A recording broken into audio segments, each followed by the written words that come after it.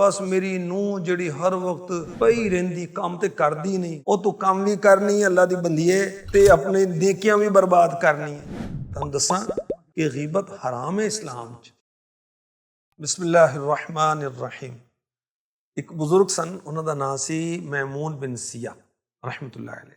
ਇਹ गीबत नहीं करते सी और अगर कोई इन्हां दे सामने किसी की गीबत करदा ना, मना कर देंदे सी। और अगर वो बंदा बाज ना आवे तो उथों उठ के चले जाते। तुहानूं मैं खुश आमदीद कहना, जी आए नूं कहना अज दे इस चंगियां आदतां प्रोग्राम च। यह चंगी आदत नहीं किसी की गीबत करिए। गीबत की हुंदी है कि जिहड़ा बंदा मौजूद नहीं है उहदी असीं कोई बुराई बयान करी, भावें उहदे कपड़े की बुराई होवे, उहदे कोई चलन का अंदाज है, उहदे कोई मोटा है, लंबा है, ठिंगना है, छोटा कद है उहदा, ते असीं उहदी बुराई बयान ना करी, ना उहदी औलाद दी, ना उहदे मकान दी, ना उहदी सवारी दी। यह गीबत हुंदी है। और तुहानूं दसां कि गीबत हराम है इस्लाम च। और जिहड़ा हराम काम करदा है ना, अल्लाह पाक उहनूं सज़ा दिंदा है। ਉਹਦਾ हक हो गया कि ਉਹਨੂੰ दोज़ख च पा ਦਿੱਤਾ जाए। ਹੁਣ अल्लाह अपने करम नाल माफ़ कर दे या अजाब देवे। खैर ਇਹ किन्नी चंगी आदत है कि गीबत सुनते नहीं सी, असीं ते होर विच अग बालने कि हाँ हाँ मैनूं पता है ਇਹਦੇ करतूत दा। ਇਹ ਜਿਹੜੀ बुढ़ियां ने ना ਜਿਹੜੀਆਂ, ਇਹ ਇਹਨਾਂ ਨੂੰ ज़्यादा आदत। ਉਹ ਕਹਿੰਦੀ कि जी बस मेरी ਨੂੰਹ ਜਿਹੜੀ हर वक्त पई ਰਹਿੰਦੀ काम ते करदी नहीं, मैं बुढ़ड़ी फेर भी लगी रहनी आ काम ते। ਉਹ ਤੂੰ ਕੰਮ ਵੀ ਕਰਨੀ ਹੈ ਅੱਲਾ ਦੀ ਬੰਦੀਏ ਤੇ ਆਪਣੇ ਨੇਕੀਆਂ ਵੀ ਬਰਬਾਦ ਕਰਨੀ ਹੈ। ਤੈਨੂੰ ਫਾਇਦਾ ਕੀ ਹੈ ਦੱਸ? ਤੂੰ ਗਿਬਤਾਂ ਕਰਕੇ ਉਹਦੇ ਦਿਲ 'ਚ ਜਗ੍ਹਾ ਬਣਾਏਂਗੀ।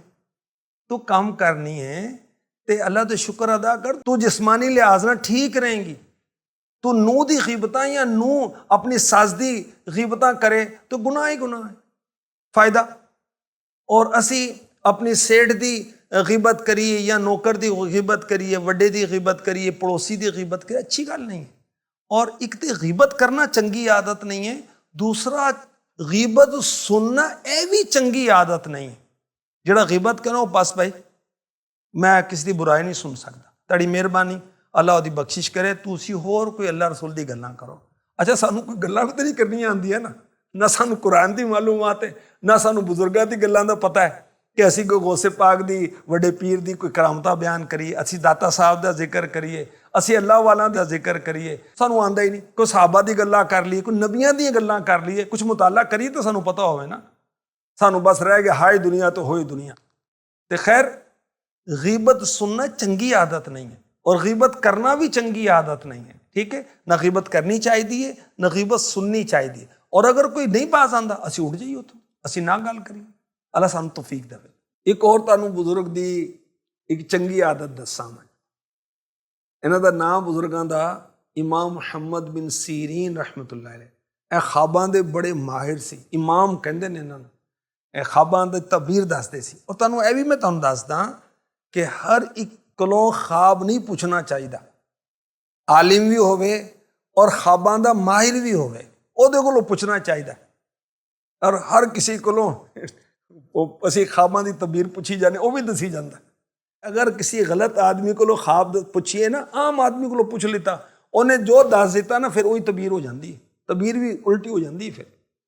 खैर इमाम इब्न सीरीन रहमतुल्लाह अलैह ने एक होर बुजुर्ग सी लाहक बिन हुमैद रहमतुल्लाह अलैह, उन्होंने तरफ एक पैगाम दिता कि सानू कुछ रकम चाहिए, सानू कर्जा दे दो, मगर शर्त है कि जदों तक मैं आप वापस ना करा तुसी मेरे को मंगने नहीं। उन्होंने 300 चांदी के सिक्के उन्होंने भेज दिते।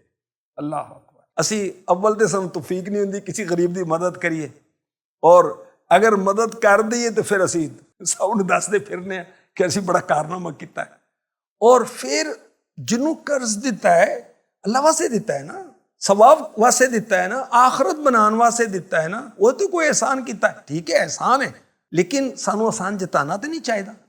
और किन्ने अच्छे लोग सी, किन्ने चंगे लोग सी, एक दूसरे नू कर्जा देंदे सी, एक दूसरे की मदद करते सी। अज तो अल्लाह की पनाह है, सूद का काम शुरू कर देंदे ने कि हाँ बई मैं तेनों दांगा, तू मैनू इंटरेस्ट कितना देंगा, तू मैनू फायदा कितना देंगा। ना ना ना, यह चंगी आदत नहीं। सूद अल्लाह ने हराम किया, ਉਹਦੇ हबीब ने हराम किया।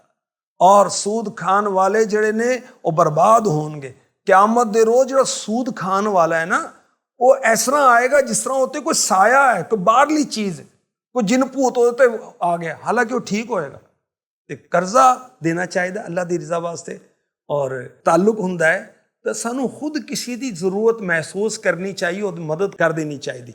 देखियो ਉਹਨੂੰ कर्ज देता अपने दोस्त ਨੂੰ, ਬਜ਼ੁਰਗਾਂ ਨੂੰ कि ਤੁਸੀਂ कर्जा मेरा ना दवो, मैं ਤੁਹਾਡੇ को मुतालबा नहीं करांगा, ਜਦੋਂ ਤੁਹਾਡੇ ਕੋਲ ਹੋਵੇ ਦੇ देना। अल्लाह सानू ਚੰਗੀਆਂ ਆਦਤਾਂ ਅਪਣਾਉਣ ਦੀ ਤੌਫੀਕ अता फरमाए। ਚੰਗਿਆਂ ਚੰਗਿਆਂ ਨਾਲ ਲਾ ਲੋ यारियां, मुश्किलां आसान हो सन सारियां।